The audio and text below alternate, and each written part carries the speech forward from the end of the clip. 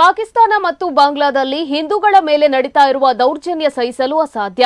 ಭಾರತ, ಪಾಕಿಸ್ತಾನ, ಬಾಂಗ್ಲಾ ಸೇರಿದಂತೆ ಭಾರತದಲ್ಲಿ ಪುರಾತನ ಕಾಲದಲ್ಲಿ ಅಳವಡಿಕೆಯಾಗಿದ್ದ ಭಾಗಗಳು ಒಟ್ಟು ಸೇರಿ ಅಖಂಡ ಭಾರತ ನಿರ್ಮಾಣ ನಮ್ಮ ಸಂಕಲ್ಪ ಆಗಬೇಕಿದೆ ಎಂದು ಅಖಿಲ ಭಾರತ ವಿದ್ಯಾರ್ಥಿ ಪರಿಷತ್ನ ಮಂಗಳೂರು ವಿಭಾಗ ಪ್ರಮುಖ ಕೇಶವ್ ಬಂಗಾರ ಹೇಳಿದ್ದಾರೆ.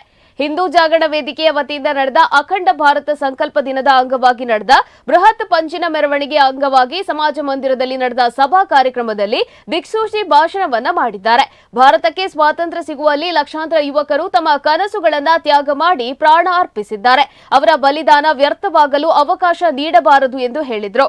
ಮೂಡುಬಿದ್ರೆಯ ನ್ಯಾಯವಾದಿ ಶರತ್ ಶೆಟ್ಟಿ ಸಭಾಧ್ಯಕ್ಷತೆ ವಹಿಸಿ ಮಾತನಾಡಿ, 2 ಬಾರಿ ಕರಿ ನೀರಿನ ಶಿಕ್ಷೆ ಅನುಭವಿಸಿದ ವೀರ ಸಾವರ್ಕರ್ನನ್ನೇ ಟೀಕೆ ಮಾಡುವ ಜನರ ನಡುವೆ ನಾವು ಬದುಕುವಂತಾಗಿದೆ. ರಾಜ್ಯದ ವಿಧಾನಸೌಧದಲ್ಲೇ ಪಾಕ್ ಪರ ಘೋಷಣೆ ಕೂಗಿದ ದೇಶ ವಿರೋಧಿಗಳಿಗೆ ಪರವಾಗಿರುವ ಜನರ ಹೇಯ ಮಾನಸಿಕತೆಯನ್ನ ಖಂಡಿಸಬೇಕಾಗಿದೆ ಎಂದಿದ್ದಾರೆ.